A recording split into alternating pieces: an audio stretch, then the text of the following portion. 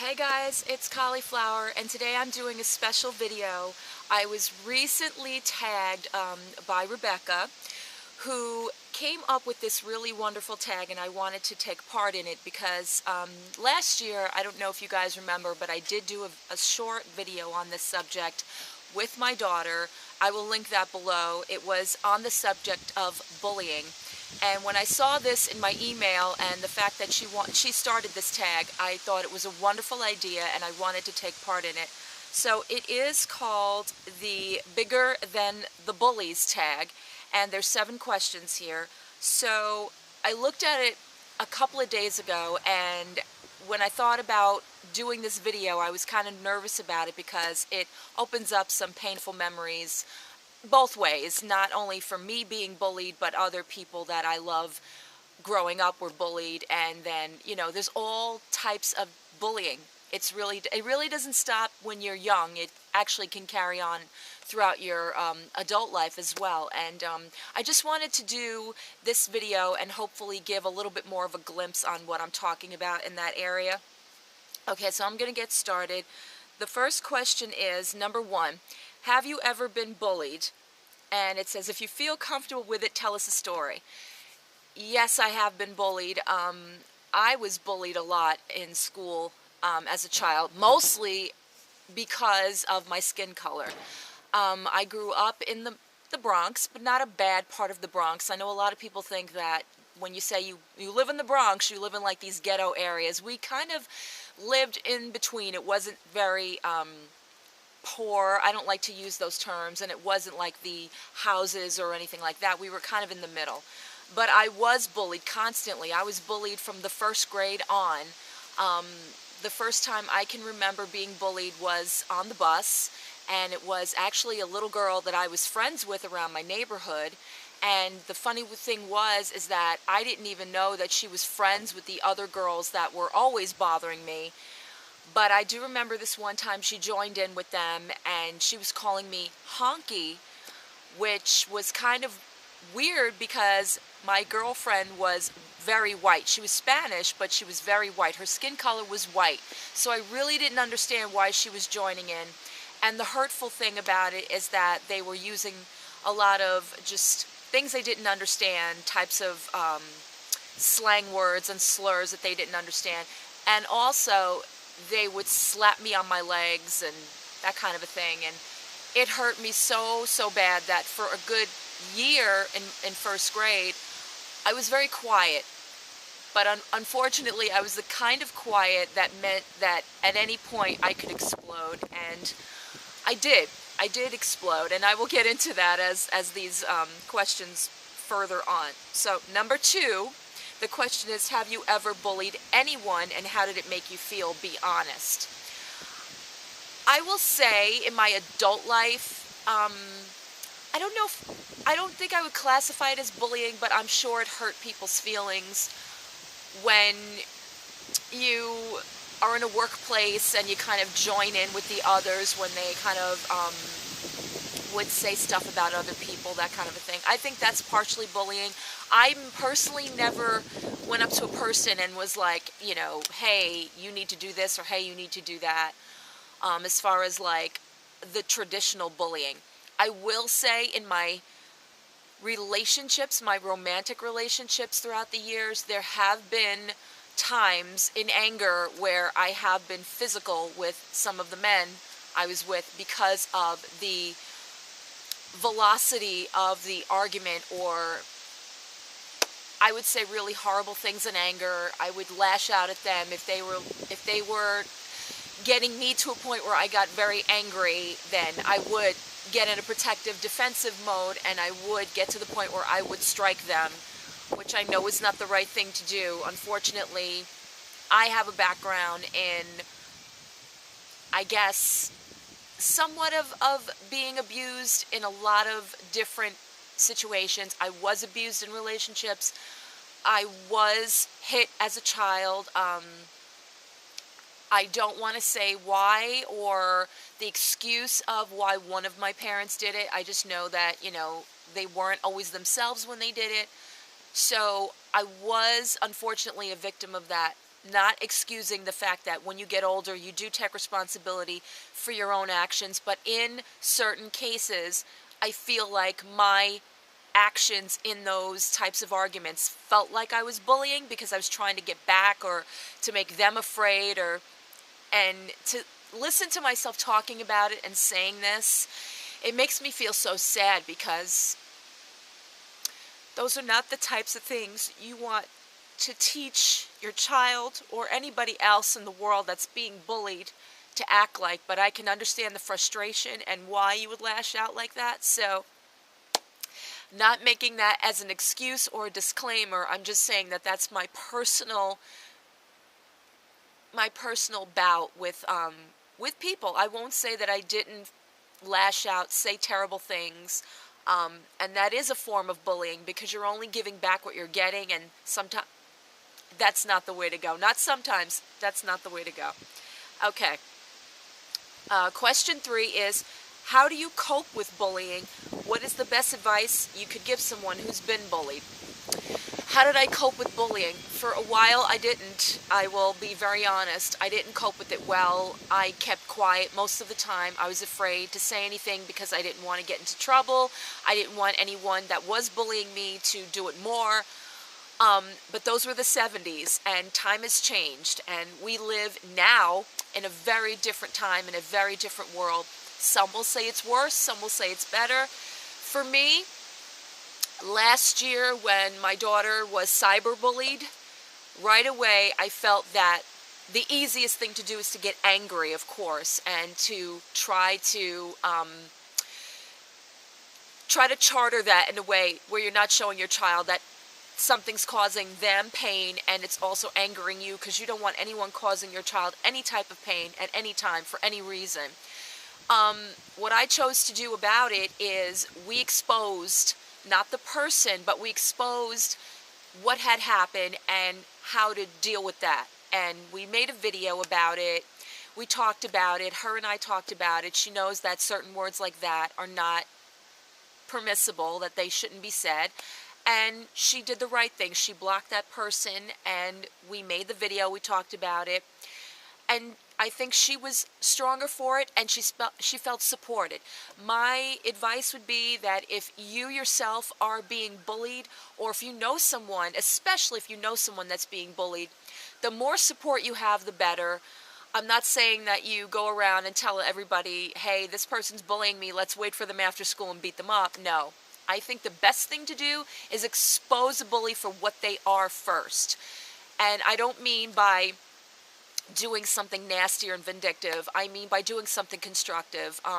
You can tell your teachers, you can tell principals, you can tell your parents, and then you can tell yourself. And I think it's important to do that. We live in an age where there's YouTube, where there's Vine, where there's this, where there's that. And you know what? It's better to talk about it, and it's better to get it out there and have the support of maybe other people that are bullied or other people that have been bullied. And the more support you receive, I think it's most important than just keeping it to yourself. So I would definitely say don't keep it to yourself. Absolutely not. Okay, the next question is number 4. What's the biggest misconception about bullying in your opinion? I think the biggest misconception about bullying is that it's only done by males. Females are just as mean, they can be just as vindictive, they can be just as physical, they can be just as evil, they can be just as, manipulative as boys can be. I also think it's a common misconception that, that you can't be bullied online. I kind of think that I have a disagreement with the online bullying, because as a parent, I believe that if you really are being bullied online, instead of continuing to go to that Facebook page or go to your emails or go to this, get the computer off or turn your phones off or do something. You don't always have to plug in, so to speak, to see this bullying that's going on, or give them the option of bullying you online, in your email, in your text messages. If these are friends that you turned into ex-friends or whatever they are, they shouldn't even have the ability to text you, to call you. You can block them. You can just stop using your computer, stop going on these social media sites, or parents, keep your kids off these social media sites. I have an 11-and-a-half-year-old daughter. I don't allow to go on Facebook. I don't allow to have an Instagram. I don't allow, the only thing she is allowed is YouTube, and it's supervised because it's under my account. And maybe it's too much of a protection, but I don't think there is too much protection when it comes to your kids. But the misconception is that we're followed everywhere and that we can't get away from it. You can get away from it if you choose to. I know it sounds like dictation, that maybe you think that, well, it's not fair, I'm on the computer. Well, you can do other things. You don't have to go to the social media sites all the time, or change your accounts, or I don't know, but there are options. I don't think that you have to give in to everything that this bully is doing to you, because that's what they want. They want you to give in. They want you to be weak, and you have to rise above in certain areas. But men, just as evil as, women, just as evil as men. Boys, girls, even. It doesn't matter what race, color, creed, whatever you are, you're all capable of bullying. We all are. Okay. Next question is, name 3 things that make you feel more positive about myself. 3 things that make me feel more positive about myself. Number 1, I am openly communicative. I don't believe in keeping things to myself. And that sounds like a double standard, because I know in a lot of videos I say that I don't talk about stuff. I do. And there are other ways that I get out certain things. If I don't want to discuss something, I will listen to music. Music is a big outlet for me. Acting is an outlet for me. Writing is an outlet for me. Another thing that makes me feel positive about myself is my sense of humor. I'm proud to say it, and I don't care about saying it. I am somebody who hasn't grown up. I'm 43, but I'm really 23 sometimes, and sometimes I'm 13, and sometimes I'm older. It depends, but I think my sense of humor, my sense of self, that I know at this point that I am who I am, and believe me, it took me a long, long, long time to accept who that is, and that's a whole other video. But I will definitely say humor. And number 3 is my ability to forgive. I don't say that often. I have a very big heart, and I also forgive. I think the art of forgiving is a very difficult process, but once you learn that it's not always about them that you're forgiving, it's about you, and it's about acceptance, and it's about giving yourself a break from feeling all this hurt or anger or resentment or the wanting to get back, because believe me, I am one of the first people that will tell you when somebody hurts me, I want to get back at them right away. And sorry about that. And that's not a good thing. So you really have to feel a sense of self. You have to feel that forgiving needs to be a part of it. It is getting so windy out here. Okay, and the last question, it says, feel free to share anything else you could talk about, your self-confidence, inner beauty, whatever. Well, I want to talk about self-confidence. I know that a lot of young girls these days, they look at so many different things as the identification of what's really beautiful. And I think it's a misconception. I probably should have said this as another misconception, but it's not a misconception about bullying, it's a misconception in life. A lot of girls have a hard time feeling confident about themselves because of imperfections or things that they're born with, or the wrong color hair, or not the right size. They have, imperfections on their faces. Let me say this, at 43. I don't have perfect teeth. I don't. I grew up like this. I had bad, I can't even talk about it. I had my front tooth knocked out, unfortunately, by the same girl who bullied me. She pulled out a jacket from under me. I fell to the ground, hit the cement, and it knocked out the front of my tooth. Later on in life, I got it fixed. The other tooth that's all the way in the back, that's been like that since I've been born. We never did anything about it because my family couldn't afford to send me to a dentist when I was young. Then I got older, and my insurance didn't cover those types of orthodontic things. But after a while, I just accepted it for what it was. It's just part of me. I could go now and I can go and get some veneers or some braces. I don't want to. I don't want to. I have embraced the fact that this is what I was born with, sans the cracked tooth that I fixed. But it's part of me. It's who it makes me out to be. I am not going to be perfect. I am not going to be a person who is going to give beauty advice by saying, cover this up, cover that up, make this. Yeah, we all want to look beautiful. We all want to be perfect in somebody's eyes. But what you have to realize is that you already are. Makeup and all that other stuff is just enhancement. It's just something that makes you feel that extra step, or that extra feeling you want to look like during an everyday, or you want to go to an event, or you know, something special. But makeup is just an extension of beauty. It's not what makes you beautiful. What makes you beautiful is you, and what you were given, and what you were born with, and what God has given you, or whoever you believe in, what science has given you, what the earth has given you, whatever it is, it's what you're working with. And that alone makes you beautiful. Everything else you do is just an extra enhancement. The other thing is realizing about your inner beauty first before you realize about this. And that's why later in my life, everything fell into place. So many years of my life was spent hating myself. I wasn't perfect. I was always not feeling that I fit. Everything was about me trying to fit somewhere that I didn't, and that didn't work. I wanted to be the popular people. I wanted to be the pretty girls. I wanted to be, and I tried to do or to mock certain things, and it didn't work out for me. Later on in life, as I got into my 20s and 30s, I started realizing about just trying to be me and trying to accept who that was. And unfortunately, that failed as well, because I got into relationships that made me second guess who I was. So because I spent a good portion, a good chunk of my life, doubting myself, not feeling confident in anything, not being able to do anything in life, because all I could ever think about is, if I try, this will fail too.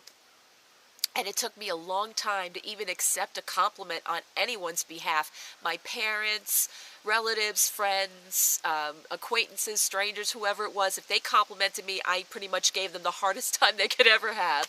So later on, and I don't know when, I can't pinpoint the day, I just decided to give myself a break.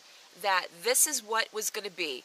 And work on yourself in the way you can work on yourself, however that's going to be. I did a lot of stupid things. I left home, I traveled, I went to, several different therapists and counselors, and talked to people, and tried all sorts of things. And bottom line, it took me to look in the mirror and say, stop doing this to yourself, and realize that you are a capable person. You are a person that means something. And if I didn't stop it, I wouldn't be the lucky person I am today to be the mother of the most beautiful child there is ever in the world, to me anyway. I am so fortunate to have her, and to try to instill in her, because she really, I think she embraces it already. She knows that she's a beautiful child, not in a conceited sort of way, but in the way that she knows she doesn't need to fuss. I'm the one that fusses with her hair, with her makeup, with the way she looks when she walks out of the house, because we're moms. We don't want to make them walk out of this house looking like, oh my goodness. She doesn't care. She knows that she's beautiful, and every young girl should know that. Every girl out there should know that. Doesn't matter what you look like. Doesn't matter what anyone tells you. Anyone says differently, they're stupid, they're ignorant, or they're just miserable. That's bottom line it. I could sit and talk about this all day. I could give so much advice, or try to give advice. It's not something you pinpoint. It's just something you will come across. at some point where you look in the mirror and you go, you know what? There's nothing wrong with that at all. And give yourself a break. That's what I would say. All right, guys. I appreciate being tagged in this video. Rebecca, thank you so much. I hope I didn't ramble or I didn't say anything that was not the right thing to say. I tag every single one of my subscribers. I hope you guys will take this and make it something that goes viral. We all need to speak out about this specific topic because it's unfortunately too real in our day and age, and so many people need support, and so many people need some positive reinforcement. So please, please consider doing it. And now that I'm being watched, someone's watching me, I'm going to end this video. Bye, guys.